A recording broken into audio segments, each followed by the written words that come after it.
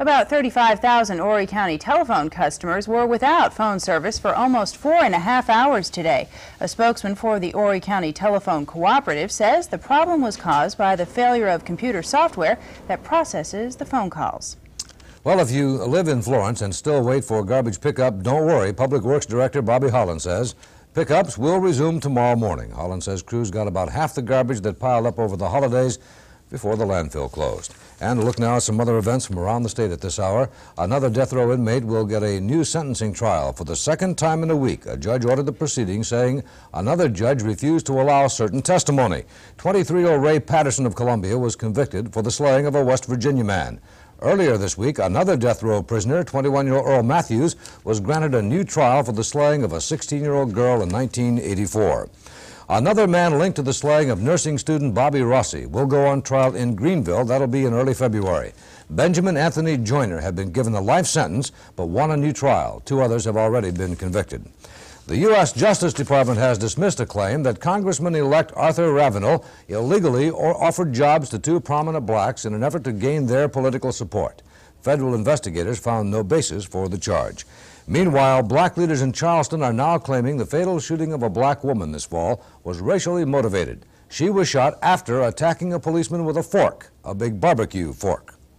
And the FBI and Lexington County deputies are probing a bank robbery in Lexington County. It happened at an Irmo shopping center. The thief wore a ski mask.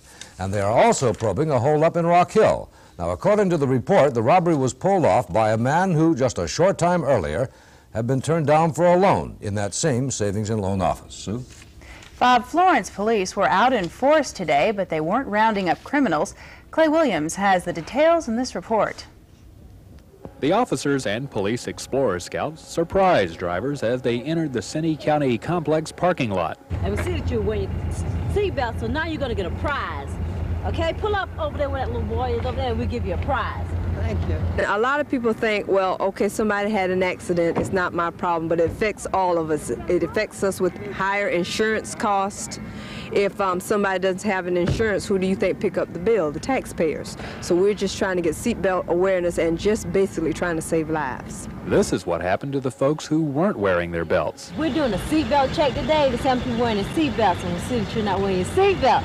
So we're going to give you some educational material. If you've been wearing your seatbelt, you got a prize. The program has been tried before in larger cities where half the people turned up buckled up. No, unfortunately, we are not. We're finding a lot of people are not buckled up, and hopefully, but I did see a car come back through that did come in one of the other entrances unbuckled, but they are buckled now. So North Carolina has a mandatory seatbelt law, but for now, local authorities can only suggest buckling up is a good idea. In Florence, Clay Williams, Action News 15. Well, you got to say one thing. They had a good day to do all that out there today. Sure did. Real nice day. Nice day, yes. Sunshine. Hopefully eating. tomorrow going to be the same? Very much the same tomorrow, but then New Year's Day is looking miserable. I'm sorry. I hate to say it. It looks terrible. Thanks a lot. You're welcome. Let's take a look at our current conditions right now. In Florence, clear skies, 52 degrees. High today was 56, and this morning's low was 31. In Myrtle Beach, partly cloudy skies, 54 degrees. 57 was today's high, and 41 this morning's low. Humidity at 54 and 39%. Barometer rising inland and along the coast. Winds are out of the northwest inland, 14 miles per hour. Northerly at 3 miles per hour in Myrtle Beach. And we've had no rainfall in Florence, but a trace at Myrtle Beach since midnight. In the pollution index, we're at a 38 in the good range, and I'll be back to take a look at the rest of your forecast right after this.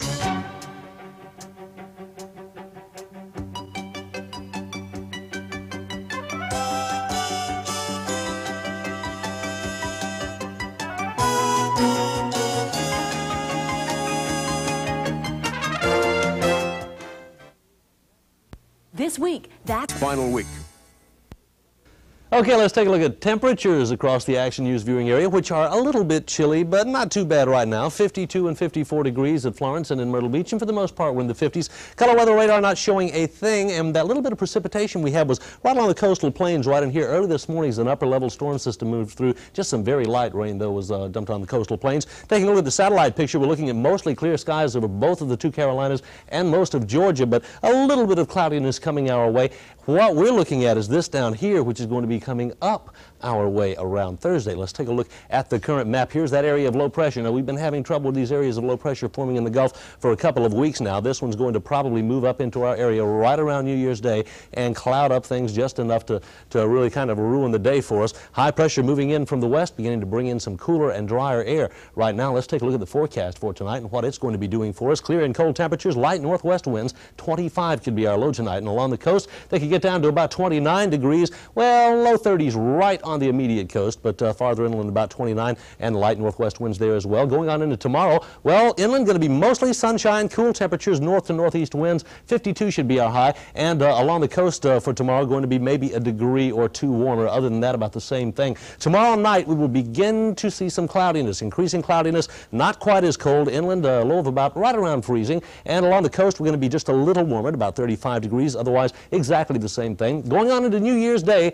here comes the bad news. Cloudy and cold, chance of light rain, 43 degrees with that rain, too, about a 30% chance of it. Could make for a miserable day. And along the coast, well, your chance of rain's a little greater, and your temperature may be a little bit warmer. Other than that, about the same thing. Now, let's take a look at where we are and where we're going. As we go into tomorrow, this high pressure will slip up over us, so winds will begin to come from the northwest and the north, and then the northeast as it passes to the north of us. This area of low pressure moving closer still to us and going further into Thursday. This will move on up to the east-northeast, and the influence of this low and this low combined will probably bring us a little bit of rainfall, and we'll still have some cooler temperatures because we won't be getting any sunshine at all. Let's take a look at the coastal forecast for tonight. And of course, a lot of people are looking very closely at this due to the tide situation. For tonight, we're expecting northwest winds about 15 to 20 knots, northerly at about 15 knots tomorrow, and in fact, tomorrow night they'll be shifting, as I said, to the northeast and probably remaining at about 10 to 15 knots. Average seas about 4 feet for tonight and tomorrow, possibly up to 5 feet tomorrow night. Visibility will be 5 miles, except in offshore scattered light rain. In the extended forecast Friday through Sunday, short and sweet, mostly sunny and cool each day. Highs mostly in the 50s, lows mostly in the 30s, so at least the weekend's looking super right now. But I can't say much for the New Year's Day holiday. Okay, you did all right, and you did all of that with the Farmer's Almanac and that swinging rock you got back there. Thank you, sir. Sue? Hanging around the house is a favorite pastime during the holidays, but as Dr. Red Duke tells us, home isn't always a safe place to be. This segment is brought to you by the Mullins and Mary Memorial Hospitals. You know, when you're bushed and you're really worn out, think about going home, don't you? Sanctuary, nice, safe place to be. Well, let me tell you, your home is probably the least safe place that you can find yourself. Come on with me and I'll show you. Just as soon as you get in the house, you may be in trouble. If you got a throw rug down here anyway. You may hang your toe and fall, or you could slip and really hurt yourself. Now, one of the best ways I know to prevent that type of an injury is to secure the carpet. One good way is with carpet tape. If you're interested in the carpet itself and safety, why not put a foam rubber pad under it? Now, obviously, a lot of homes and apartments have stairs, and you got to learn how to use them properly if you plan to go upstairs. Most folks have railings built around their stairs, and they're not just for looks. They're made to be used. Now, if you've got any youngsters around the house, sooner or later, I'll guarantee you, they're going to leave some kind of toy sitting around on the stairs. That can be a real risk for a bad fall. Now, everybody needs to think about being clean, right? Sure. But you've also got the problem of bathtubs and showers. They're made out of porcelain and plastic. They're slick.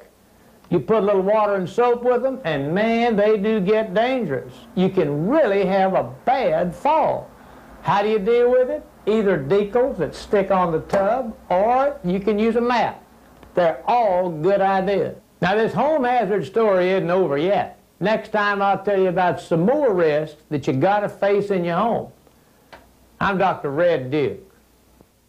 Dr. Red Duke, brought to you by the Mullins and Mary Memorial Hospitals, experts in the technology of caring.